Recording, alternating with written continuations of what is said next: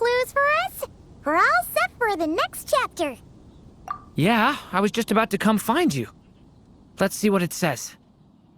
Now sprout to life the story's seeds, stirred by wind-born melodies. Then on that breeze the music leaves, fading into distant memories. Seek the place where wind and tale entwine, and once there, make 3 riddles into verse, and 3 melodies into song. For in poetry and song will this story start to blossom. Come on! Another riddle? All that talk about wind and melodies? What do you think the answer could be? Oh! Care to elaborate? Wind? Music? Poetry? Tone-deaf bards gotta know the answer. You mean Lord Barbados? Albedo introduced us when I first arrived in Mondstadt. I mean, someone like me was bound to catch his eye sooner or later. It's better that it's out in the open anyway. Now, how should we track him down?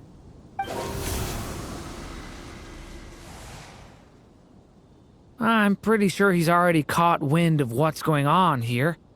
Why don't we just see where the wind takes us? Right. He definitely makes it easy to forget he's a real god sometimes. It's all for my daughter.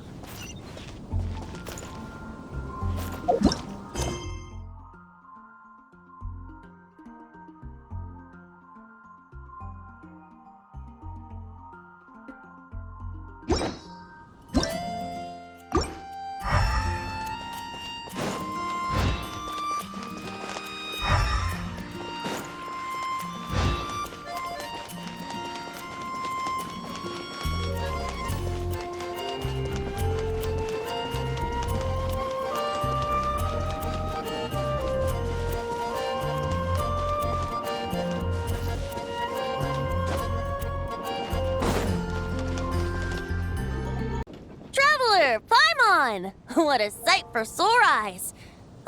And the little dragon from the fairy tale world. I heard your voices calling out to me on the wind. Something about needing help with a riddle? Sorry to disturb you, Lord Barbados. Disturb me? Not at all! To tell you the truth, I'm just as curious about this riddle as you are. Let me take a look.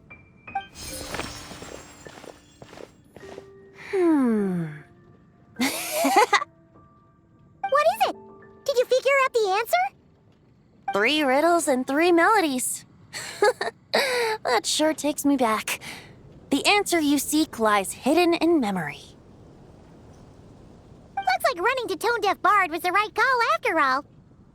Long ago, those mages came to Mondstadt, seeking to test their strength against mine.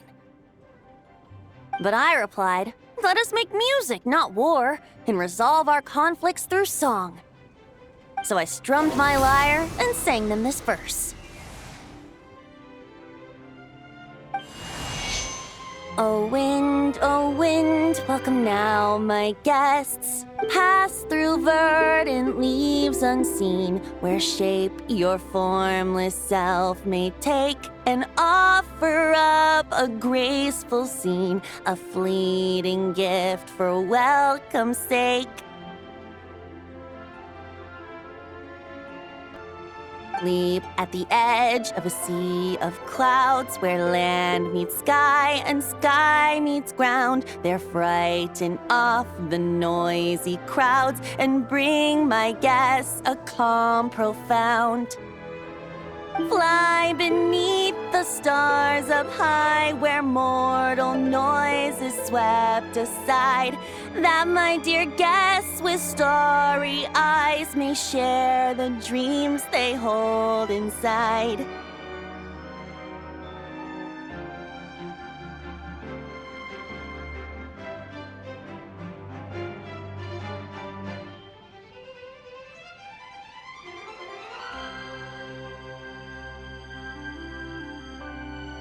Now go to where I vowed to keep a quiet spot for them to sleep.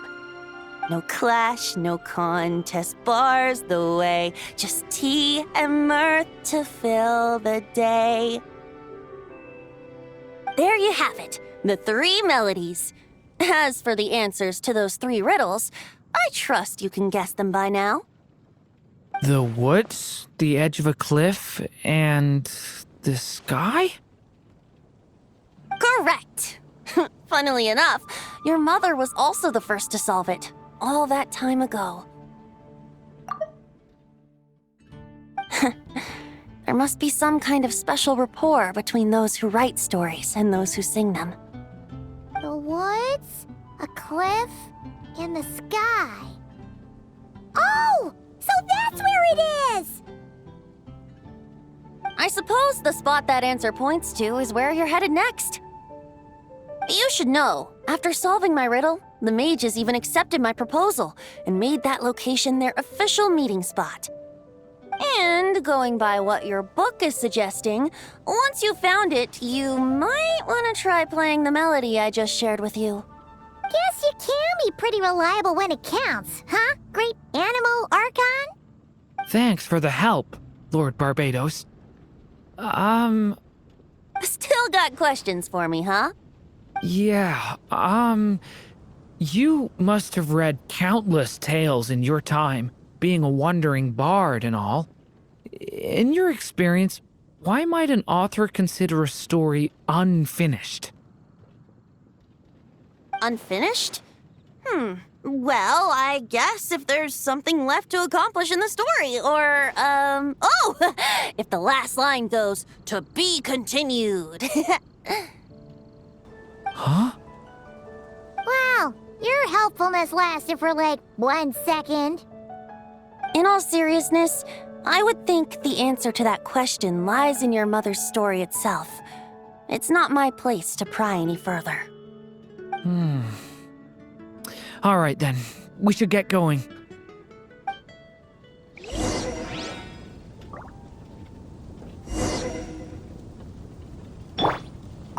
I wonder when their next meeting will be.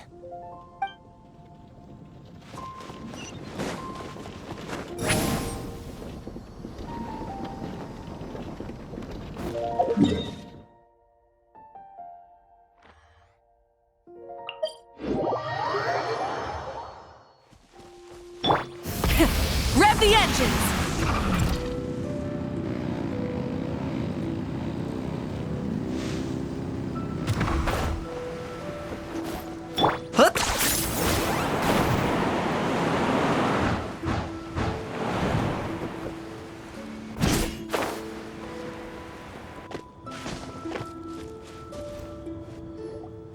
Okay, we're here!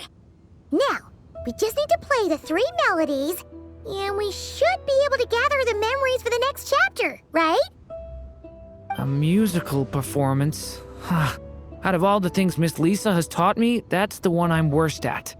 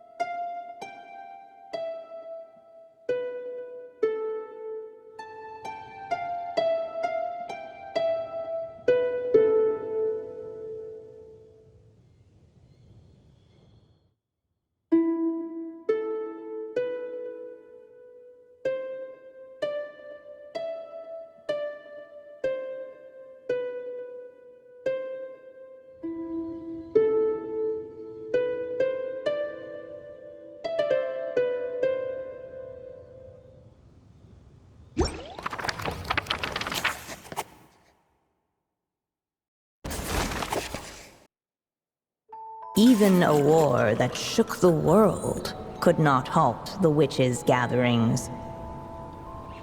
Yet even so, with the passing of time, 3 of their teacups no longer came to be set. The witches did not linger long in sorrow, for the Story Witch had brought glad tidings of her own. Born was her dragon child, safe and sound.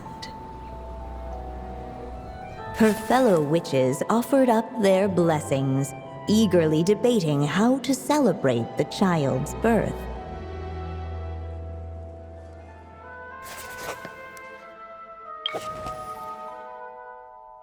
In the end, they settled on the sweetest candy they could find. After all, what could be sweeter than the arrival of new life? And so, the witches' gathering turned into a birthday celebration.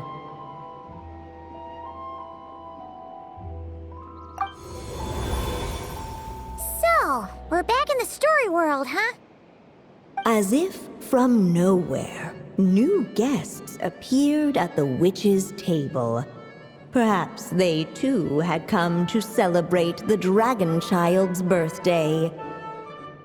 Yet while everyone else was busy thinking about what kind of gift to offer, these 3 seemed to have come empty-handed. Hardly the recipe for a warm welcome to a birthday party, now is it?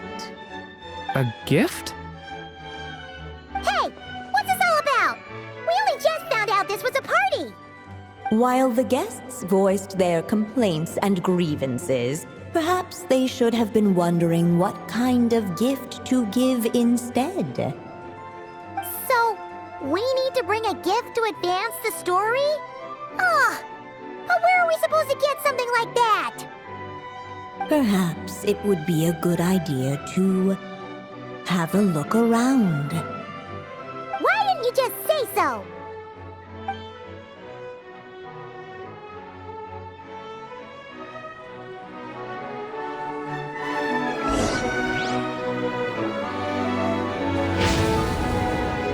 Leave it to me!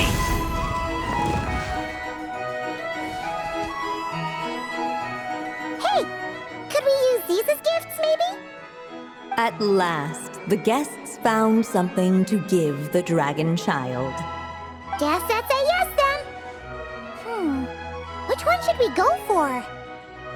Still, the guests wondered what kind of gift might the little dragon really want. Should they put a warrior's sword in his hand and send him out on an unstoppable quest to save the world?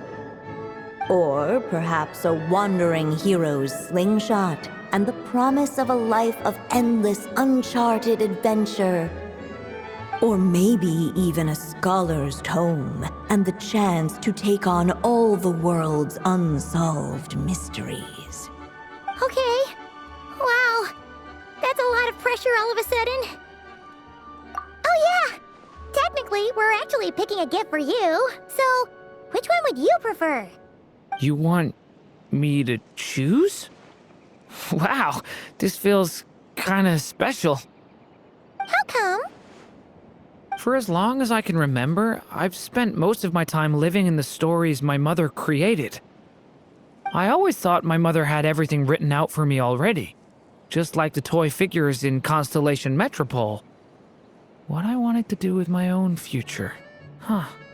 That's something I've never really thought about. What did I want back then? This is the first time I've ever asked myself that question. Sounds like this is the perfect opportunity to answer it then.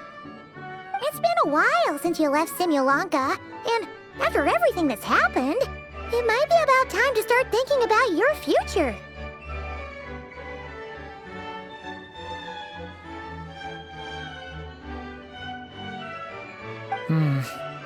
Then let me give it some thought.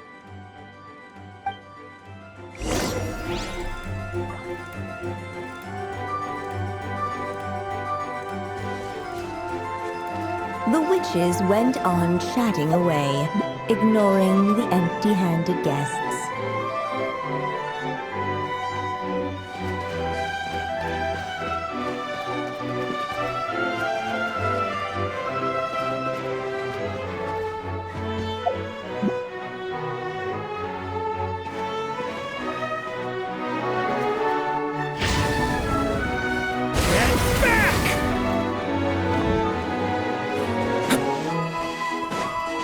No mark had been left on the page ahead. The group found themselves unable to move forward.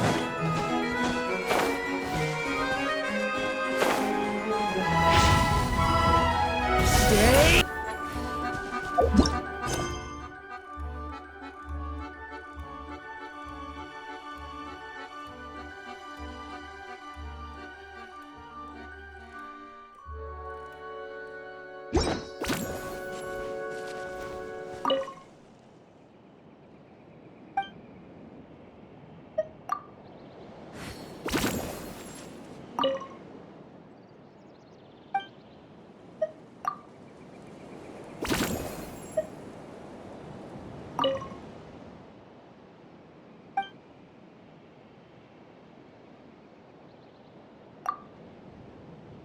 In the end, the guests settled on the wandering hero's slingshot.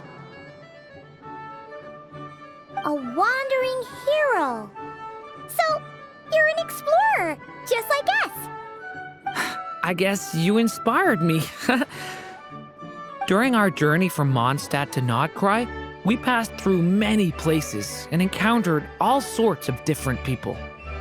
But despite the immense distances between them, there was always one topic that kept cropping up. Your accomplishments. Well, we are world-renowned adventurers, after all. Come to think of it, isn't a wandering hero basically the same thing as an adventurer? I've always thought of adventurers as people who chase after stories, and in doing so, they also leave behind many of their own. I'd like to become someone like that, too.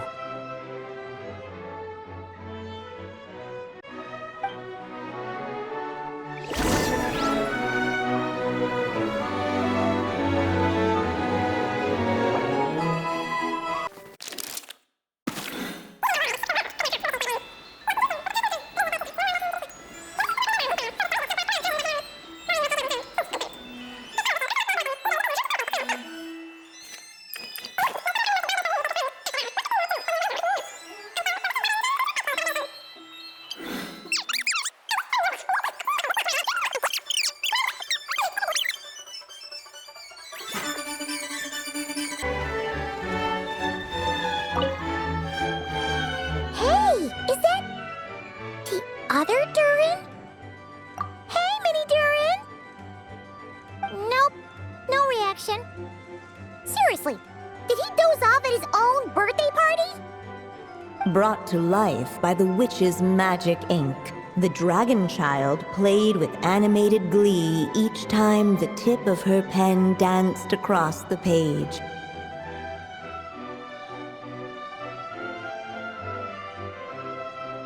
Yet she could not spend all her time writing. For the upcoming witches' gathering, she had no choice but to set down her pen. But before doing so, she wrote one last line. So did the child drift off into blissful slumber. Huh, that's a bit convenient. Strange. I don't remember ever being at any of the mages' gatherings. When exactly was this birthday party supposed to have happened? No wonder you don't remember. From the looks of it, you were probably fast asleep at the time. The witches went on chatting away, ignoring the empty-handed guests. Brought to life, but yet she could not, but before doing so. Convenient. Strange.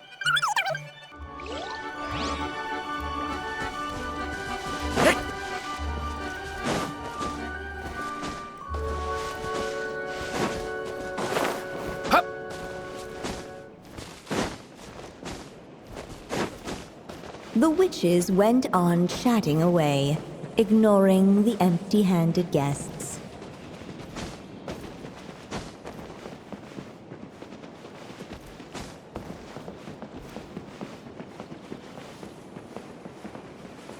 The witches went on chatting away. Hey, could we use these as gifts, maybe? At last, the guests found something to give the dragon child. Guess that's a yes then. Which one should we go for? Still, the guests wondered, what kind of gift might the little dragon really want? Should they put a warrior's sword in his hand and send him out on an unstoppable quest to save the world? Or perhaps a wandering hero's slingshot and the promise of a life of endless, uncharted adventure? Or maybe even a scholar's tome and the chance to take on all the world's unsolved mysteries. Okay. Wow. That's a lot of pressure all of a sudden. Oh yeah! Technically, we're actually picking a gift for you. So, which one would you prefer? You want me to choose? Wow, this feels kinda special. How come? For as long as I can remember, I've spent most of my time living in the stories my mother created. I always thought my mother had everything written out for me already, just like the toy figures in Constellation Metropole. What I wanted to do with my own future. That's something I've never really thought about. What did I want back then? This is the first time I've ever asked myself that question. Sounds like this is the perfect opportunity to answer it then. It's been a while since you left Simulanka, and after everything that's happened, it might be about time to start thinking about your future.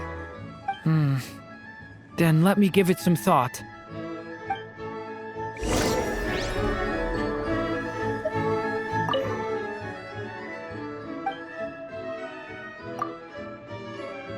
In the end, the guests settled on the scholar's tome. So you're the scholarly type, huh? I just feel like I should learn more about the way the world works. What makes you say that? I'll give you an example. Did you know that in Mondstadt, using fire to catch fish is a punishable offense? I thought she was just teaching me regular hunting techniques. It was only after Master Jean caught me and sent me to solitary confinement that I realized I'd misread the situation. So much of what's considered common knowledge in your world just wasn't in Simulanka. So I have to learn, or I'll keep causing trouble for everyone else. Paimon's not sure that counts as common knowledge.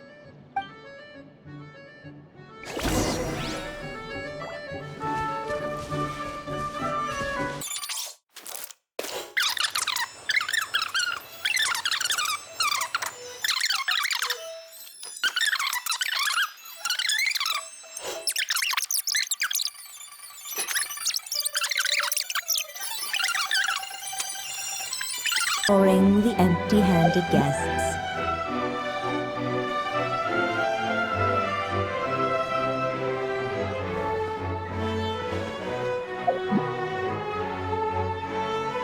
The witches went on chatting. Hey!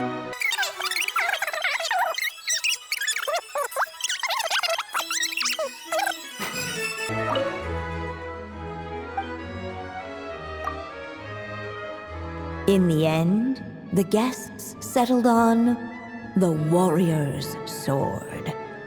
So, your dream is to become a warrior? I just really want to be able to keep people safe. If my time in Nodcry taught me anything, it's that a lot of problems in this world can only be settled by strength of arms. As long as I can help people, that's enough for me. Really? But I don't think it's enough.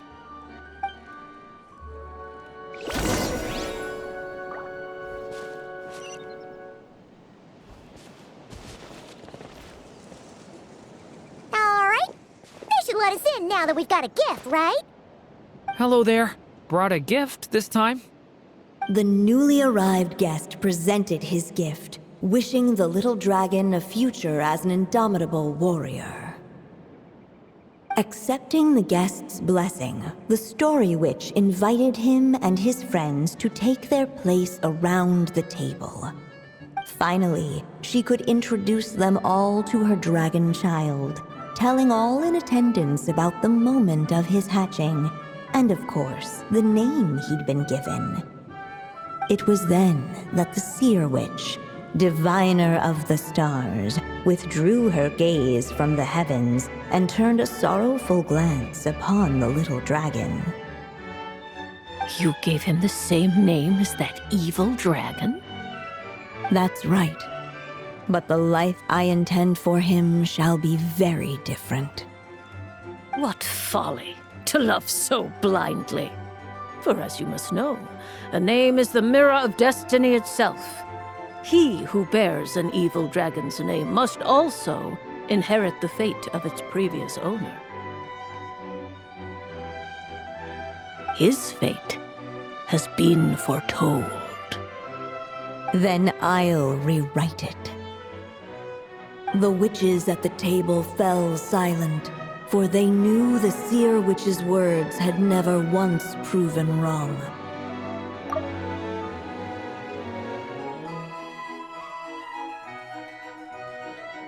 Yet, just as clearly, they recognized the Story Witch's resolve, for there is scarce a force in this world more fearsome than a mother's love. At last, the Merry Witch stepped forward, dispelling the uneasy silence. So be it. Then we'll all lend a hand. Together, we shall rewrite this child's fate. You mean to defy one of the fundamental rules of this world? I refuse to be shackled by such rules. Besides, this is a witches' gathering, is it not? What could be more fitting a subject for this occasion than to defy them? Oh? Sounds like an interesting experiment. I suppose, were we to succeed in this endeavor, we might bring a touch of wonder to this otherwise dreary sky of stars. The Merry Witch finally talked them all round, just like she had done many times before. Warm and strong as the sun she was, so much so, in fact, that those who her light shined down upon had no choice but to bask in it.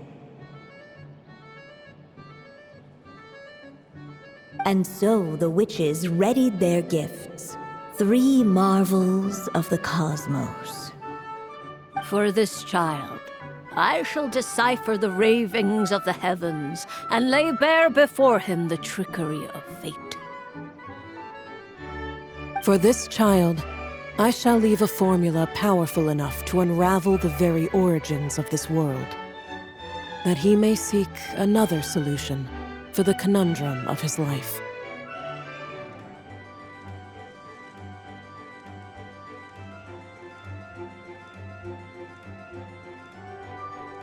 For this child, I shall call upon wondrous magic to make possible his impossible wish.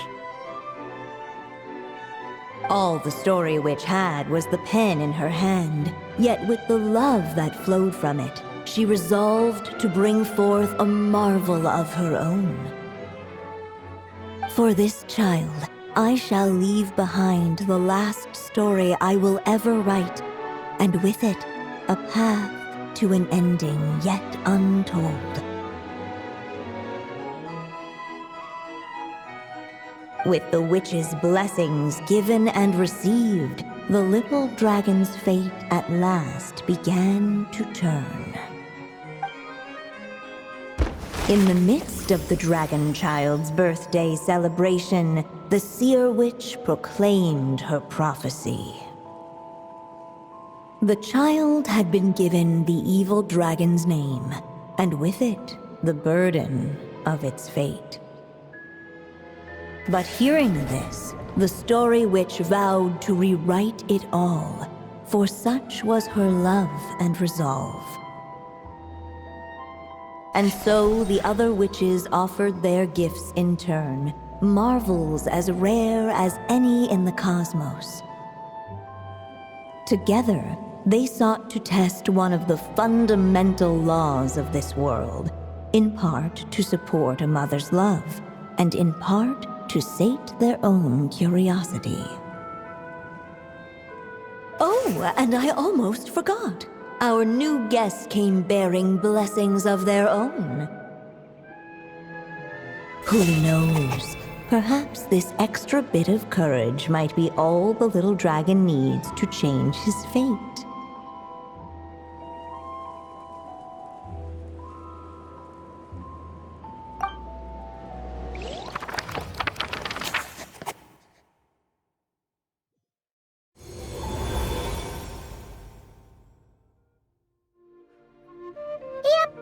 Looks like we've completed this chapter, too.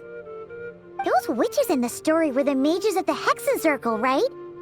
They sure seem to care a lot about you, DURİN. But, Paimon kinda had trouble following their conversation. Just a bunch of mystery, as usual. The evil dragon's fate. Oh, is that what you're worried about? But didn't we already take care of that? Ah, the mages must have had a hand in that, too.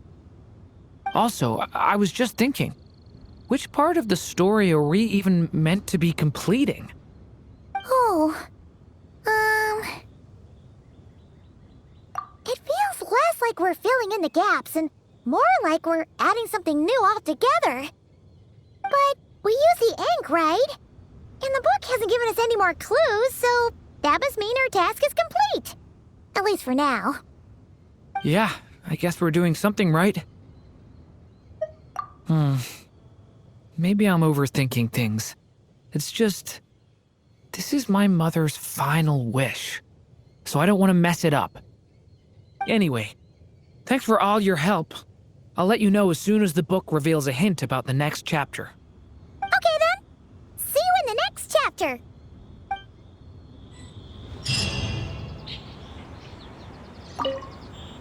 I think I'm gonna stick around, take my time reading through this book. If you feel like jumping back into the story, just come find me.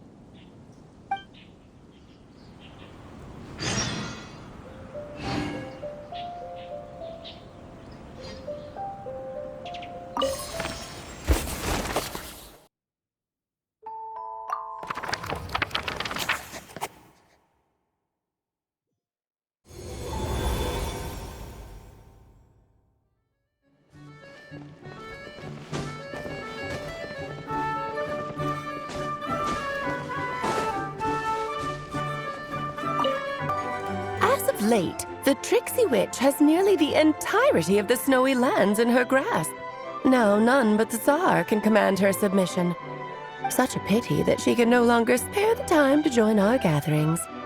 Tell me, does the Wander Witch still roam among the stars? Who can say how long we'll have to wait for her return? I had hoped sharing all the fun little stories from our gatherings might entice her to remain. Then how about the Memory Witch? Does she still walk the mortal realm? Yes, she has that secret mission of hers to accomplish, so she couldn't make it to our gathering. But she doesn't seem to regret her choice, so naturally, it's not my place to pry.